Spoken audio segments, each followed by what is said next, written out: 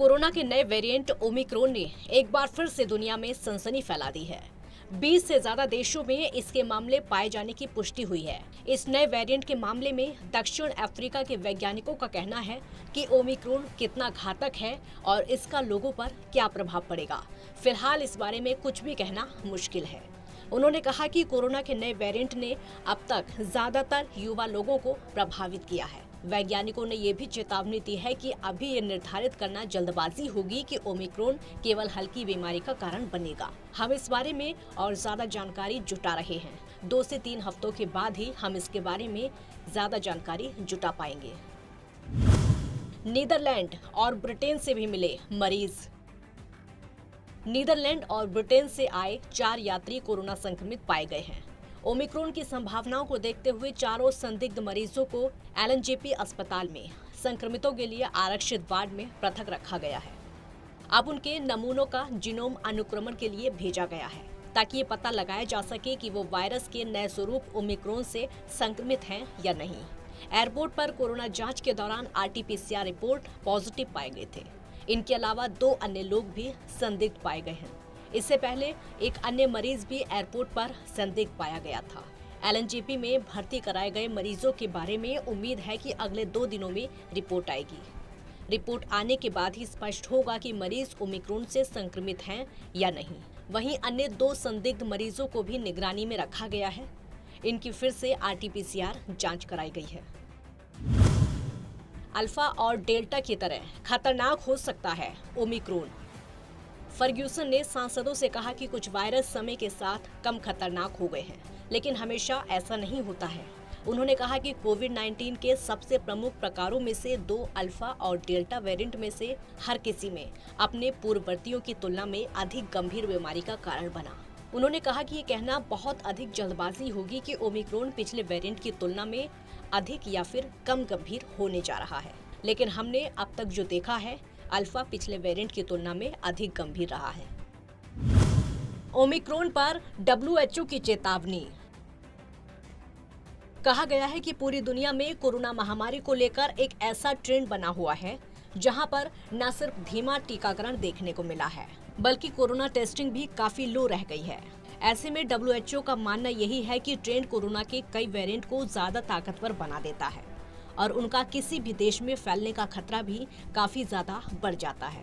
अब सवाल आता है कि ऐसे में ओमिक्रॉन वेरिएंट से कैसे दुनिया को सुरक्षित किया जाए।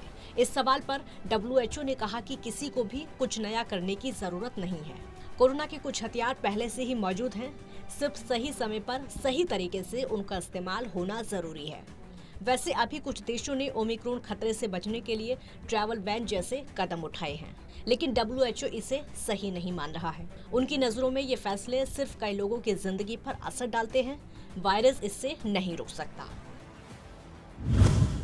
डेल्टा वेरिएंट को लेकर सतर्कता बरतने की दी है नसीहत। वहीं WHO ने इस बात पर भी जोर दिया है कि ओमिक्रॉन के बीच डेल्टा वेरिएंट के खतरे को कम नहीं आंका जा सकता।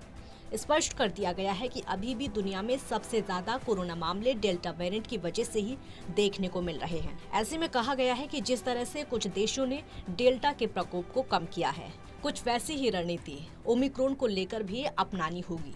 इस सब के अलावा WHO ने तल्ख अंदाज में ये भी कहा है कि कुछ देश डेल्टा वेरिएंट को रोकने में भी फेल हो गए थे।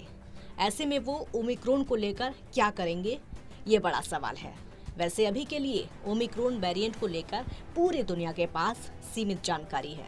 ये वेरिएंट वैक्सीन के असर को क्या कम करता है? ये वेरिएंट कितनी तेजी से फैलता है? क्या ये वेरिएंट ज्यादा जानलेवा है? अभी तक इन सवालों के जवाब नहीं मिले हैं। ऐसे में WHO अभी अपनी जांच को जारी रख रहा है। विदेशी यात्रियों के लिए बनाए गए नियम। जोखिम वाले देशों से या फिर वहां से होकर आने वाले यात्रियों के लिए अराइवल के बाद आरटी-पीसीआर टेस्ट अनिवार्य है। हालांकि नेगेटिव रिपोर्ट आने के बाद उन्हें मूवमेंट की इजाजत होगी। नेगेटिव रिपोर्ट आने के बाद भी सबसे पहले उन्हें 7 दिनों के लिए क्वारंटाइन रहना होगा। 8वें दिन फिर से टेस्ट होगा। अगर रिपोर्ट पॉजिटिव आई तो सैंपल को जीनोम सीक्वेंसिंग के लिए भेजा जाएगा।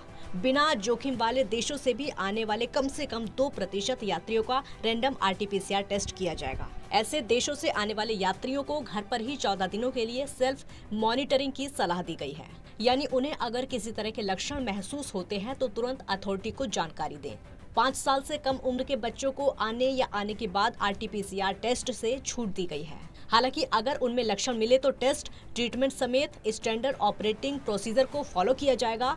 बंदरगाहों या लैंड पोर्ट पर आने वाले इंटरनेशनल ट्रेवल्स के लिए भी यही नियम है।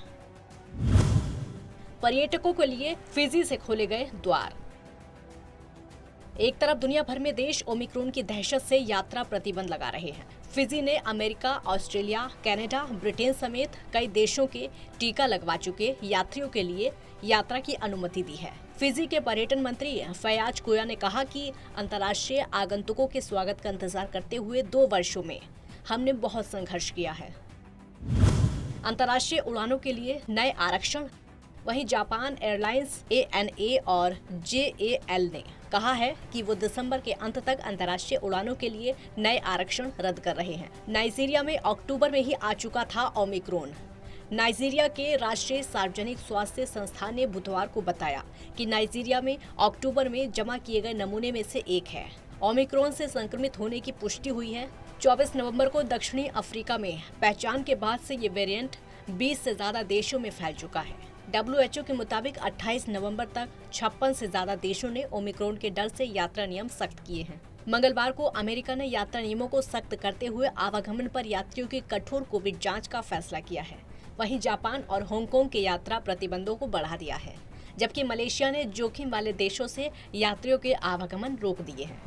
WHO ने कहा कि हड़बड़ी में यात्रा प्रतिबंध लगाना गलत। WHO के प्रमुख टेड्रोस अधनोम ने कहा कि वो चिंतित हैं। कई देश आंखें बंद करके यात्रा प्रतिबंध लगा रहे हैं, जो असमानताओं को बढ़ाते हुए हालात को खराब करेगा। फिलहाल एकजुट होकर तर्क और तथ्यों के आधार पर फैसले लेने की जरूरत है। संक्रमण से बचा सकती है वैक्सीन। ज्यादातर विशेषज्ञ इस बात पर सहमत हैं कि मौजूदा वैक्सीन भले ही ओमिक्रॉन के खिलाफ पूरी सुरक्षा नहीं दे पाए, लेकिन ये किसी भी वेरिएंट से होने वाले संक्रमण से व्यक्ति को गंभीर रूप से बीमार होने से बचा सकती है। जापान और ब्रिटेन ने 18 साल से ज्यादा आयु के सभी लोगों को बूस्टर डोज देने का फैसला किया है। वहीं ऑस्ट्रिया ने 11 दिसंबर तक लॉकडाउन बढ़ाने का फैसला किया है। Special desk, total news.